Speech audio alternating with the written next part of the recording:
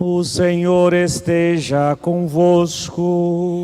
Ele está no meio de nós. Proclamação do Evangelho de Jesus Cristo segundo João. Glória a vós, Senhor. Naquele tempo, disse Jesus: as minhas ovelhas escutam a minha voz. Eu as conheço e elas me seguem. Eu dou-lhes a vida eterna e elas jamais se perderão. E ninguém vai arrancá-las de minha mão. Meu Pai que me deu estas ovelhas é maior que todos. E ninguém pode arrebatá-las da mão do Pai. Eu e o Pai somos um. Palavra da salvação. Glória a vós, Senhor.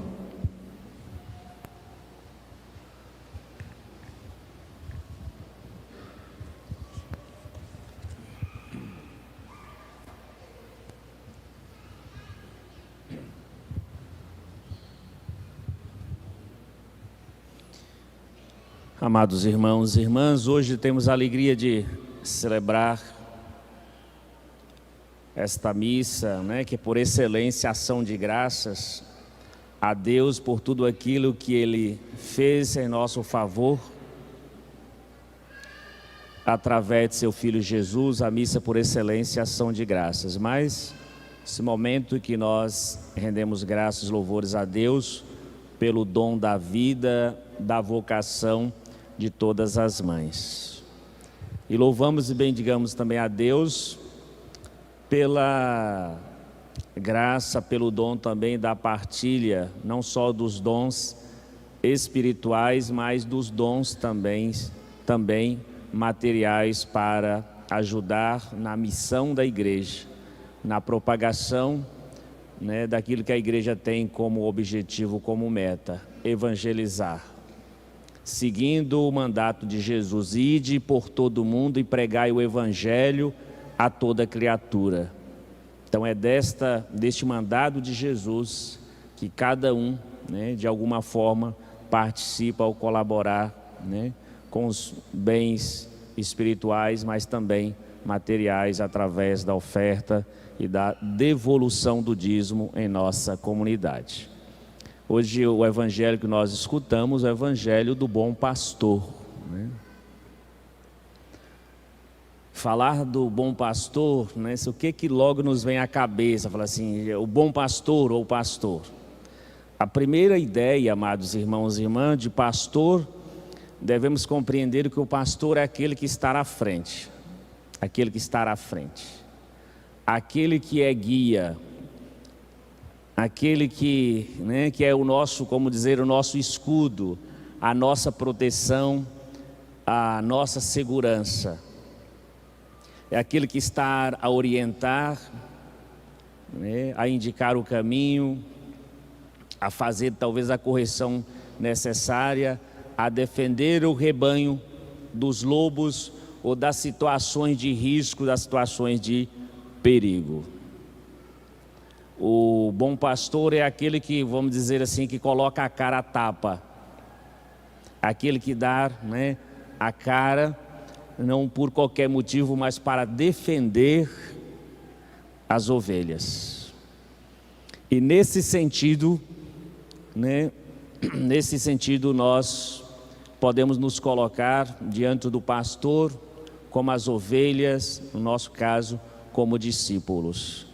Aquele que está a ser guiado por Jesus, o mestre, o pastor, e nós, nesse sentido de obediência a Jesus, ao Filho de Deus, fazendo a vontade do próprio Deus. Alguns critérios, critérios do argumento que Jesus diz: as ovelhas escutam, as ovelhas escutam a minha voz. Elas escutam a minha voz, elas me seguem, escutam a minha voz. Então, talvez uma outra característica importante: por que as ovelhas escutam a voz do pastor? E por que elas seguem o pastor? Como é que que alguém segue? Primeiramente, quando se tem proximidade.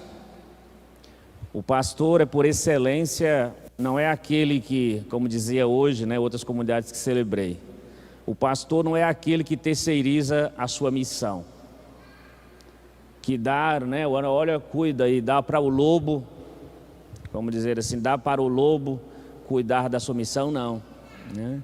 É aquele que de fato assume a missão, é aquele que de fato se encontra no meio das ovelhas, é aquele que de fato se encontra no meio do povo, que pisa no mesmo chão, que pisa da mesma realidade, que conhece os sofrimentos, que conhece a história, que conhece a luta, as alegrias, os sofrimentos do rebanho, do povo que ele, né, que Deus colocou sobre a sua responsabilidade.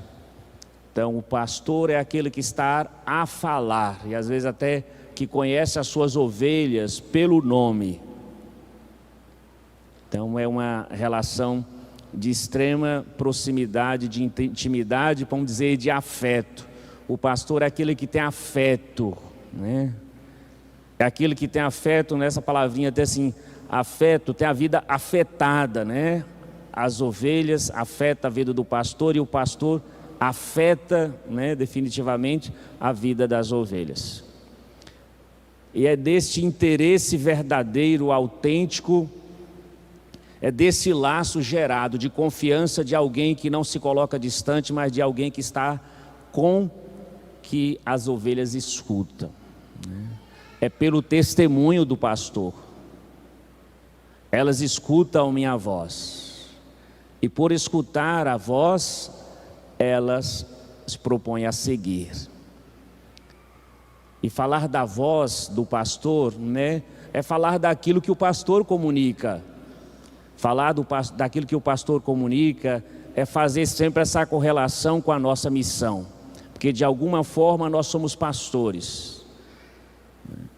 Você, de alguma forma, nós nascemos dentro de uma família, nós nascemos dentro de um grupo já com essa responsabilidade de guiar, de orientar, né? Quem é mãe, o fato de você ser mãe, ser pai, você já nasce, de alguma forma você tem que exercer a sua liderança, o seu pastoreio. São pessoas que dependem de você, são pessoas que Deus colocou, né, na sua vida, que você precisa guiar, você precisa de orientar, porque se não tiver orientação, elas vão cair na desorientação de seguir qualquer caminho, mas não o caminho do bom pastor, mas o caminho dos lobos que estão a devorar. A palavra que Jesus dirige e a palavra que Jesus comunica para o seu rebanho é a palavra, amados irmãos e irmãs, de vida eterna. A palavra que garante a vida eterna, quer dizer, é a palavra de Deus. Quando nós comunicamos a palavra de Deus, tendemos a gerar sempre vida autêntica, vida verdadeira. Tendemos a gerar sempre encontros felizes. Tendemos a gerar sempre um encontro de fato de fraternidade. De pessoas que se gostam, de pessoas que querem estar no mesmo espaço, de pessoas que querem dividir as mesmas coisas, de pessoas que querem dividir às vezes a mesma missão, de estar junto é do encontro, né? Para como que eu gostaria de de encontrar com minha mãe, meu pai, como eu gostaria de estar com a minha família, com os meus amigos. Porque quando nos encontramos, porque nos queremos. As palavras que cada um revela ou expressam, realmente comunica isso. O querer, o amor, a verdadeira missão, né, que cada um recebeu de Deus, a missão de ser pai, a missão de ser mãe, a missão de ser filho, né? Quando nós falamos de ser mãe, é uma missão, mas também a missão de ser filho. E a missão de ser filho, amados irmãos e irmãs, se caracteriza exatamente por esta ligação tão próxima com o pai e com a mãe. Esta ligação que é umbilical também. Ser filho é cultivar a obediência, a exemplo de Cristo Jesus.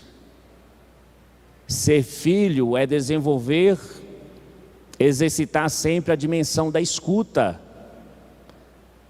As minhas ovelhas, este povo de Deus, esses filhos de Deus escutam a minha voz. É aquilo que Jesus vai dizer: eu e o Pai somos um, né? Este aqui é o rebanho do meu Pai, mas eu e o Pai somos um. Quem escuta a minha voz, a voz do bom pastor, escuta a voz do próprio Pai, escuta a palavra do próprio Deus, escuta a palavra de vida eterna. Palavra de vida eterna, nós vamos falar assim, palavra de vida eterna, são palavras que carregam uma força capaz de produzir, amados irmãos e irmãs, em nós, aquilo que é próprio do ser de Deus, de um amor que não é passageiro, mas de um amor definitivo, capaz de suscitar em nós a unidade que nós experimentamos na própria Santíssima Trindade, a comunhão do Pai, do Filho e do Espírito Santo. Então isso é muito bonito. Na primeira leitura que escutamos, do desafio que os apóstolos São Paulo e Barnabé assumem, né? Eles assumem de fazer o quê? De colocar aquilo que o padre dizia no início, do mandato de Jesus, de ir e anunciar a boa nova, a palavra de Deus. E esta palavra de Deus que foi anunciada, ela conseguiu reunir uma multidão. Ela conseguiu reunir uma multidão. E desta multidão reunida, tocada pela palavra de Deus, né, pregada pelos apóstolos, ela gerou o que foi inveja, ela gerou perseguição, através daquele grupo, né, que primeiramente a palavra de Deus foi dirigida, mas aquele grupo de pessoas que recusaram acolher esta palavra. E os Atos dos Apóstolos nos diz, né, que esta palavra que foi recusada, ela foi agora proclamada, anunciada para o grupo de pagãos, para os gentios, de pessoas que não eram acolhidas, de pessoas que não eram bem vistas, de pessoas que não faziam parte do povo de Israel, do povo eleito. Mas é este povo que acolhe a palavra dos apóstolos, ou a palavra de Deus anunciada pelos apóstolos. É este povo que deixa a palavra de Deus penetrar em seus corações. Este Deus não é este povo que tem as suas vidas transformadas, e ele se enche de alegria por ser foco, por ser destinatário do amor de Deus, porque a palavra de Deus é próprio Deus comunicando o seu amor. A palavra de Deus é próprio Deus comunicando da sua vida. Então eles que se enchem de alegria. E a palavra ainda nos diz que aqueles não contentando com toda esta realidade de transformação que está acontecendo na vida daqueles irmãos, se coloca a perseguir, a expulsar Paulo e Barnabé da cidade. E aqui recordava aquilo que Jesus disse para os discípulos também: eis que vos envio, às vezes por meio de lobo, né? Meio de lobos. Às vezes eles vão tender a querer devorá-los, devorar não a vós, mas devorá-lo aquilo que vocês carregam, o tesouro que vocês anunciam, o amor que vocês anunciam. E eles expulsam, né? Os Atos dos Apóstolos nos diz que os discípulos, os apóstolos, bateram a poeira do pé, né, contra eles e foram para outra cidade, para Icônio. É aquilo que Jesus diz: quando chegardes numa casa, lembrai de que vocês são comunicadores daquilo que eu mesmo vos transmiti. Dizei primeiro: a paz esteja convosco. Se naquele lugar, naquela casa, naquela pessoa morar uma realidade da paz, aquela paz que você está comunicando, que é a paz de Cristo, ela vai entrar, vai ali permanecer. Mas se aquela pessoa não for da paz, aquela paz que você está comunicando vai voltar para você. Então é como aquele ensinamento que Jesus, aquela orientação que Jesus, aquilo que Jesus já estava antevendo, está acontecendo na experiência dos apóstolos, na experiência de Paulo e Barnabé.